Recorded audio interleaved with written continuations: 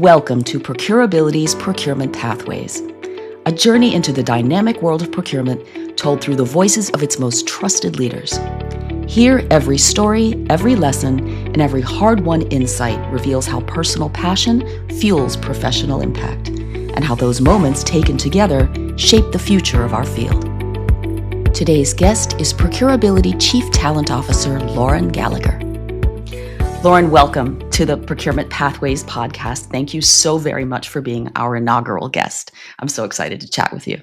Me too. Thank you for having me. So why don't we start by having you tell us just a little bit about yourself? Now, I know you from the Wayback Machine, but give our audience a little bit of detail about you and your career and your current role and all of that. Sure. So my procurement career started probably 20 years ago when I got introduced to an up-and-coming company called Free Markets here in Pittsburgh. It was at the forefront of online auctions, working with suppliers and clients to find the best price. And I managed the clients and ensuring that they were happy with the results and managing their pricing strategies. I then detoured a little bit into more of the operations and learning about how to upskill team members through training paths and thinking about the right strategies to hire and retain individuals.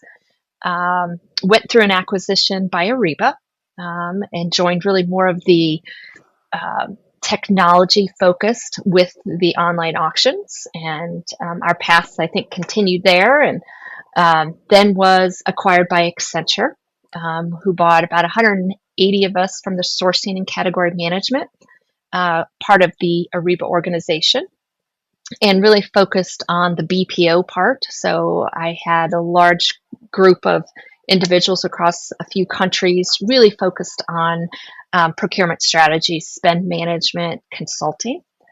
I found that I missed a little bit of the smaller company feel. Yeah. And so joined the company called Denali at the time, where, again, paths crisscrossed with a number of our Free Markets friends and focus on operations primarily. So hiring, recruiting, training, people, delivery, really streamlining delivery across the organization. And then took a little detour again to expand my experience outside of procurement after, at that point, 15 plus years, and went into a benefits management company, trying to streamline and show transparency in the cost of healthcare.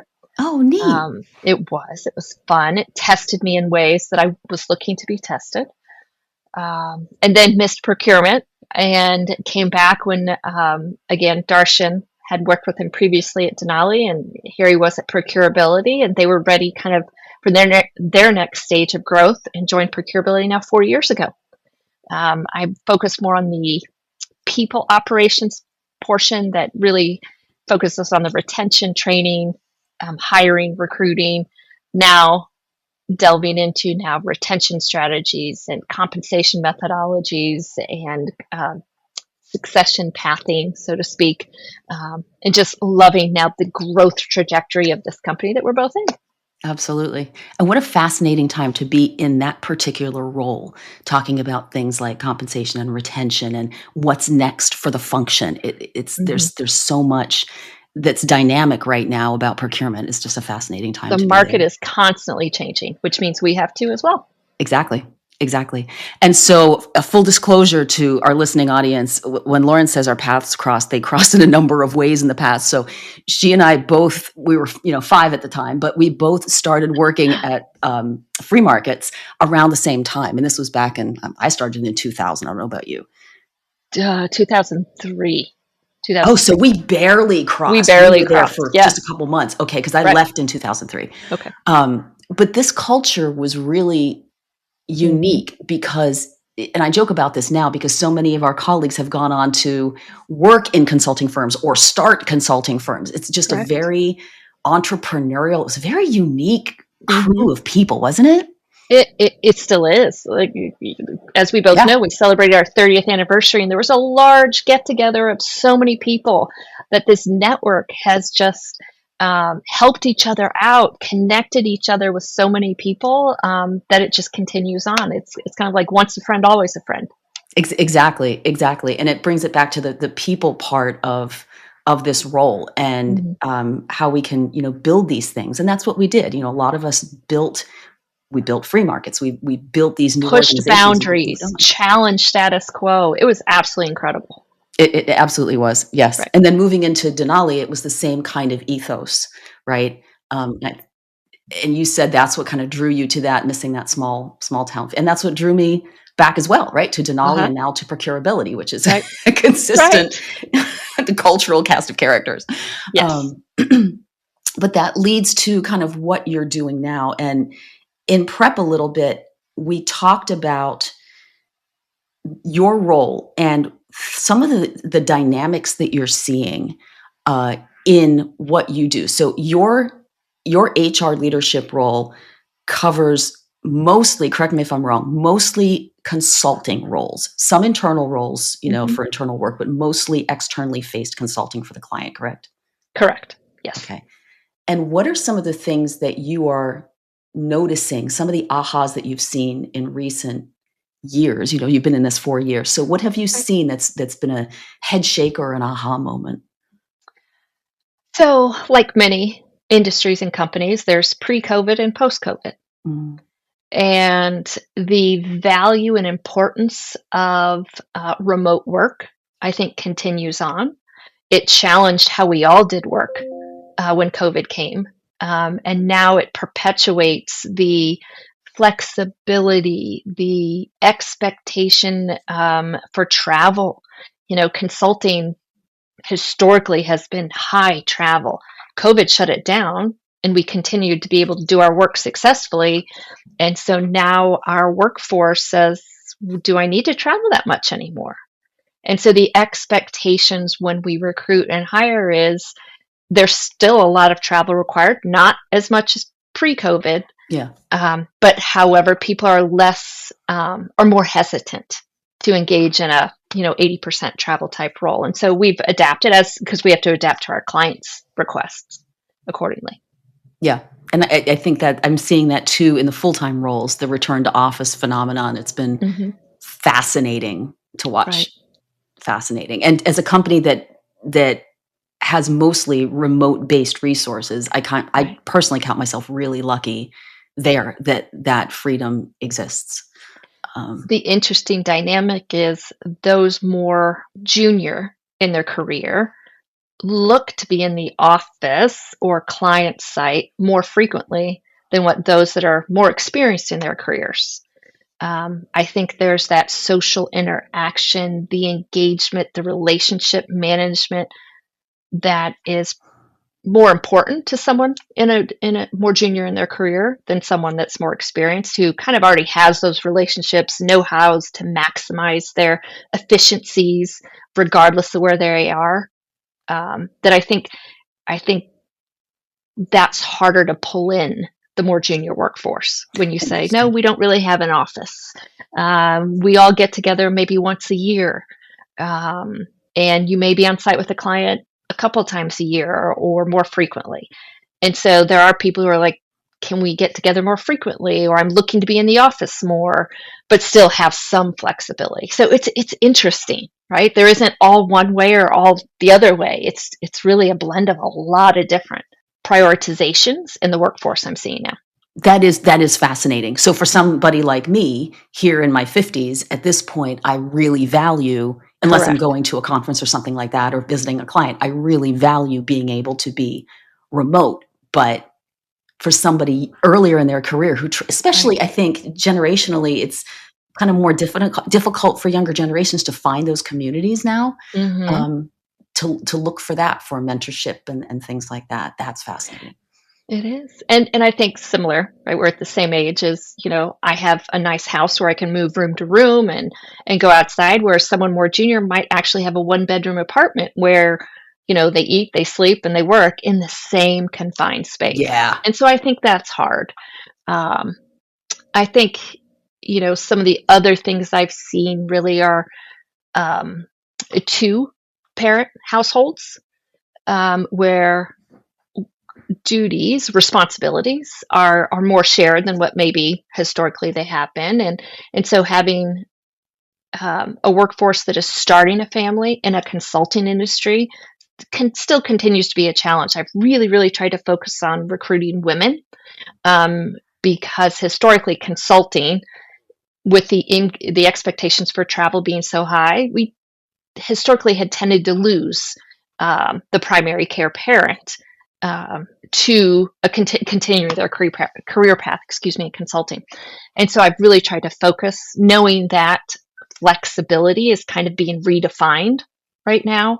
And therefore, I think we do have a very positive environment that supports the primary care parent in their career path. I'm really trying to grow the female workforce at ProcureAbility that allows them to see a more defined career path, that allows them to still prioritize their responsibilities outside of work that historically maybe hasn't been as clearly defined. But it's been really, really hard to pull in that type of workforce and for them to be excited and energized about the opportunity. So just to be clear, you're seeing a deficit in women applying for consultant-based roles, senior consultant, higher level consulting roles where there's a lot of client-facing work, possibly travel, et cetera. Exactly. And we try through the interview process to share the culture, that we have wonderful support environments, such as we just started a parents ERG, employee resource group, really to provide additional support outside of day to day, where I think we had 14, we call them ProcureAbility interns, babies born just this year alone. So there are a lot of parents that are juggling, an unconventional 8 to 5 job with everything that's happening, at their home life. And so we're really trying to provide that support. So we talk about this during the interview process. We make sure that during the interviews we have women as a part of the interview panel, so that they can not just hear about it but see it. Yeah. It's hard to be what you can't see, and so we're trying to show it. But it's still a challenge. What do you think are the prevailing belief systems? I mean, I can talk about back when I was a consultant, what it was like, and I did all my consulting pre-kid, and I stopped consulting when I had my kid. As did I, right? But what do you think are some of the prevailing belief systems of women? Because this is women we're talking about, right? Choosing not to apply for a role like this. Why do you think that could be? I think it's helping to reframe flexibility.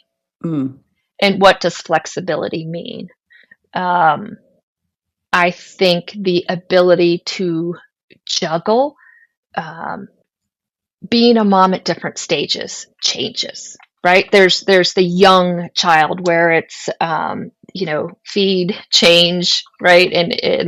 And snuggle and cuddle. As they get older and they get involved in activities, or you want to be a part of their school day or be home when they get home. I think consulting really gives that flexibility to pop in and pop out. Ultimately, you're responsible for getting your job done. And so does that mean that you put the kids to bed at 7 when they're little and you have to work for 2 or 3 hours because you were able to, eat lunch with them or go to a school play? That's reframing flexibility. It's not an 8 to 5 job. And so how do you use that to your advantage so that you can incorporate out of the box, child activities that if you were in an office 8 to 5, you would never be able to do. When I think about the generations, I think it's more about the experienced folks learning how to adapt to the more junior folks, rather than junior folks adapting to kind of I don't want to say antiquated system, but that's the world that we all grew up in. You showed up before your boss was in the office and you made sure you stayed until after they left. Didn't matter if you were done with your day, it was all optics, right? And that was important. Yeah. And so it's really up to us more experienced folks to say, gosh, people are looking for more than just staying busy during the day and trying to always be busy. They're looking to be efficient and effective. And if that means they can get it all done in 6 hours, then they think that's fine. And so it's really rethinking and having more experienced folks go, okay, so we have to adapt more than they have to adapt to us. That's a great point, and that resonates with me too, right? And these roles that we're trying to get folks in for, these more experienced senior roles, these are people that have worked, quote unquote, the old way, right? Putting their time in the office and all of that. And there's almost, I think, for some people, a feeling of guilt if it's the middle of the day. And I had to get over this, and I have, but a feeling of guilt. And if it's making it up, it's 2:00 in the afternoon, I have 90 minutes between calls. Right. I'm going to hop to Trader Joe's. Right? Right. Absolutely. Yep. Because I probably will be on my phone on the couch at 8:30 at night doing emails. Correct. Or on Teams on something. So it's fine. It all evens out in the end. But I think that's a great point, that folks that started their career in that more traditional go to the office or, 8 to 6 or whatever it was. Does that make sense? Do you think that's part of it? It does, because think about it. We didn't have laptops to take home. True. We actually, when we left the office, we were done. And so now the expectation is you're available on demand, which is not a piece of the culture that we certainly here at ProcureAbility expect. The one thing I've seen, and there's a lot of articles, and you see a lot of things being written about trust. And so, yeah, anybody can write it, but I think we at ProcureAbility have done a great job enabling. We have trust in our team members to do what they need to do and do it well. If that means it's 6 a.m. or 11 p.m. at night, fine. If that means it's on a plane, if that means it's over the weekend because you chose to, reprioritize something that was more important during the week, as long as the client gets what they need when they need it, we trust you to get it done. And I have to say, I do agree with that, right? I've been in a lot of companies, and we don't just talk the talk. Right. We walk the walk when it comes to that, very, very much. And that's not always the case, right? And I think trust is it. Because if you're micromanaging and you're looking at somebody's little, Teams bubble light the whole time, right? That flies in the face of that whole concept.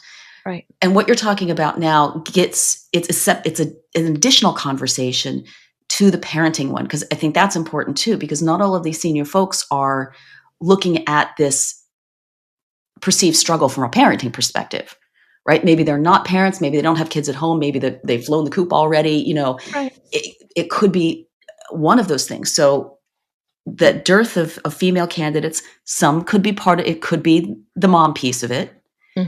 It could be I'm not sure how to do things a different way than I did before. What else do you think might be part of that? I think it's you can't be what you can't see, and and it perpetuates outside of consulting as well. I think we've done a great job, still working on it, but promoting from within. Yeah. Right. So there has to be a path where females see other females being promoted. Yes. I think it's sometimes, we run into, there's a difference in procurement between industry procurement and consulting procurement, and the expectations that flow with that. And so, yes, you're managing stakeholders, but there's a different kind of intensity, pressure, and expectations that come along with the consulting mindset and support. And so I think when we're trying to hire externally, if someone's not coming from a consulting, it's hard to kind of grasp that shift. And so I think there's a hesitancy. And that fundamentally goes back to women. I still remember Sheryl Sandberg saying, women look at a job description and they say, oh, I haven't done that. I haven't done that. I can't apply. Men were like, I've done 50%. I'll go ahead and apply. Yes, I remember this. Right. Yes. And that flipped my mindset because that's how I operated. And so here's, applicants, female applicants going, well, I haven't quite done that. I haven't quite done that.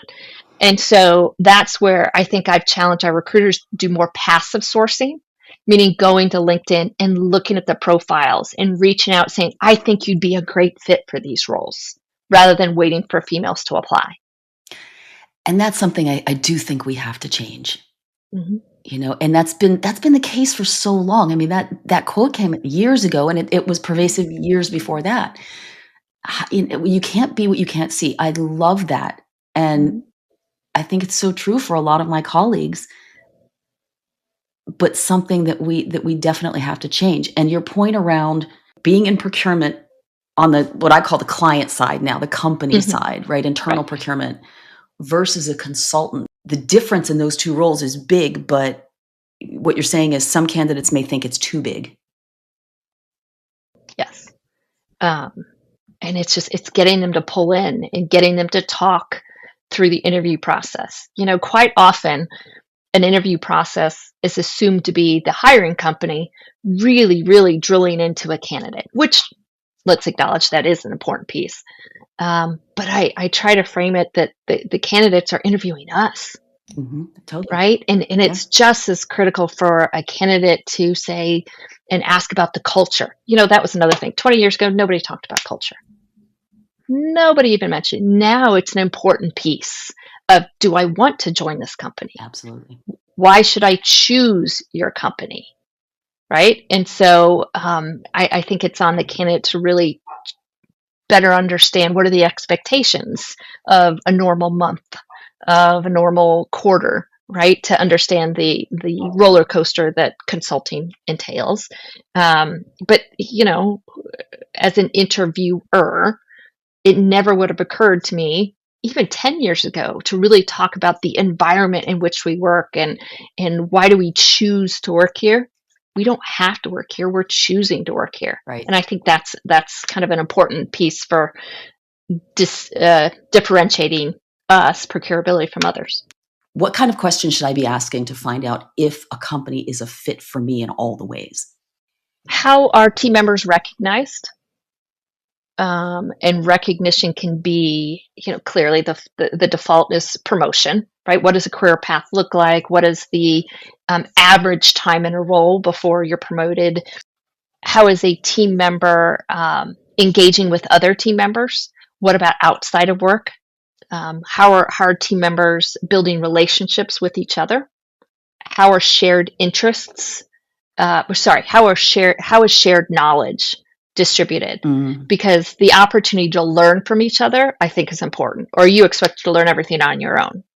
I think understanding growth, how is growth defined at a company, is an interesting question to ask. Yeah. Again, people default to promotions, but what I try to coach others on is growth doesn't have to be up, it can be sideways. It could be, in procurement, if you sourcing and you haven't learned contracting, you don't need a promotion to learn contracting. You need a different type of client engagement that will teach you something. And so I think it's important for individuals to understand how growth is enabled in a company and what does that path look like. That's a great point. And I love that comment because it helps you if and when you want to move on to get as broad a level of experience as you can at an organization. And it's a gift. I remember I used to work with J&J, and they had this great rotational program. Again, this is going back 20 years plus, but a great rotational program where they'd have somebody work in a role in, let's say, procurement for 3 years, and then they'd move over to marketing for 3 years, and they'd move into, and so by the time they were 15 years in, they had so much experience in so many areas, and it just made them, Right. I don't know if I'm allowed to use the word badass in this podcast, but spot on. Yes. It made them badass. Right. One thing I want to bring up that we talked about in prep, and I think it's an important point, is the sandwich generation. Absolutely. And how that impacts looking at a role and whether we think it's right for us or we can do it. Can you talk a little bit to that? Historically, we defaulted to the mom who would leave work and go take care of the kids. And now it's both parents juggling both work schedules to take care of not just kids, but parents. A parent needs to go to a doctor's appointment. A parent fell and you need to step away. You need to take care of the dogs and therefore can't travel as much. You need to find care for them.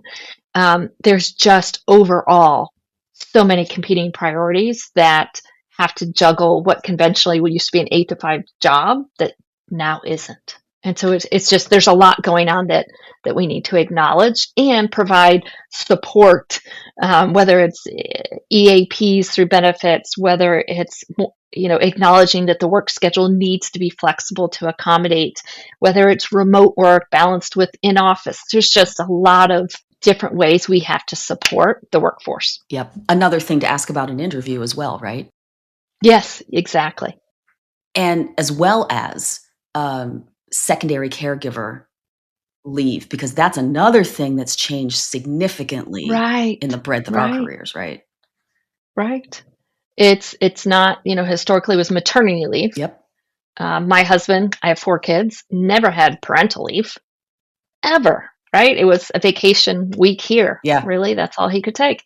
And now there's parental leave, which allows for that secondary parent to take leave. And most companies have some sort of leave to allow that secondary parent to support a new baby or a recently adopted child, right? That's, we acknowledge that as building a family, however that family may look. Absolutely. Yep. Or dependent care, right? And I know a lot of companies now have great options for dependent care. Again, sandwich generation, right? You've got one in high school and an aging parent and everything in between. So another important piece. Yeah. So at the end of the day, I have one more question for you after this. Mm-hmm. But at the end of the day, when it comes to we started this with women, but maybe we broaden it out to say people thinking about applying for senior consulting roles. The idea is you don't know that it doesn't work until you get in there, right? What would your counsel be to folks that are thinking about it but think it might not work? Interview. Absolutely. Interview. I don't think anybody should, I don't want to say ever say no to an opportunity to interview because there's so many skills and experiences you learn just from going through the process. But interview. And I think I would give guidance that, every company probably has a standard interview process. There's, stage 1, stage 2, there's maybe a one-on-one or a panel interview. I would encourage female candidates to ask to speak to a female leader. Because, there's a standard process that go ahead and go out, feel confident in going outside the process and ask to speak to someone who's there and living it and doing it. If the candidate can do a little research and say, oh, I saw that Lauren Gallagher has been at ProcureAbility for 4 years. I'd love to, just talk with her and get her perspective on how it is working there. Regardless of the company, I would encourage the candidate that if they want to learn more, ask for more. Speak to others. And the network is so important. That's one thing I've never been good at, and I'm trying to get better at it now. And it's not, and I always felt bad asking people to, it's silly to say, right? But I'd hate to waste their time, that kind of thing. I don't want to bother them. It's not. Right. Anybody who ever asks me now, I love giving them the scoop, whether it's, yes, definitely apply or, whatever it is. Or based on what I hear you saying, this might not be the right role, but here's someone else you should talk to. Exactly. Right? Yes. I think everybody, networking comes down to an investment in time. And I think allowing yourself that you can ride the roller coaster of maybe now's not a good time, but a year from now, right? It's okay. Give yourself grace, right? That networking takes time. But it's better to invest a little bit for when you might need it down the road and vice versa. When someone, like you said, reaches out, I absolutely drop everything because, you just never know who might know someone who then helps someone who can connect you with someone else. Exactly. That community. This is fantastic. I have one more question for you today, Lauren, and that is, what would you, for anybody moving along their procurement pathway, what is some counsel from your own journey that you would have to share that could help them along the path? Great question. I think it's comfort with change. I think when I started my career, one of the standard interview questions was where do you see yourself in 5 years? Yeah. And now I think that's a horrible question, because if you have your path mapped out 5 years in advance, you're going to miss out on so many opportunities. So true. Right. And so I really think thinking about how you want to grow in the next 12 to 18 months, whether it's a specific skill or whether it's an environment or whether it's a situation, it's thinking about what you want to learn in a much shorter increment. And then as a result, open yourself up for a path that you didn't see was coming and embrace it. Just embrace it.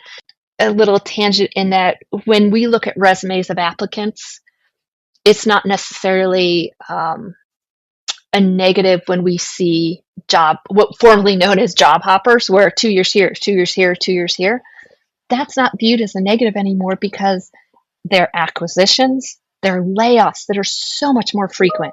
It's now find me someone who hasn't been laid off, right? And that's the minority, not the majority. And so, challenge yourself to embrace the unknown, be comfortable with when something gets thrown your way, be okay with not knowing the answer and just figuring it out and asking for help. I think, hindsight's 2020, that I got thrown into a lot of situations that I know I didn't appreciate back then, that have made me much more comfortable as a result now. And so give yourself grace to learn on the fly and just be comfortable with change. Wonderful advice. Thank you so very much. This was a great conversation. I really appreciate it. Oh, it was such a pleasure. I enjoyed talking with you, Stacy. Really, thank you. For more than 30 years, ProcureAbility has been the leading provider of procurement and supply chain services, delivering best-in-class advisory, managed services, digital and talent solutions across industries.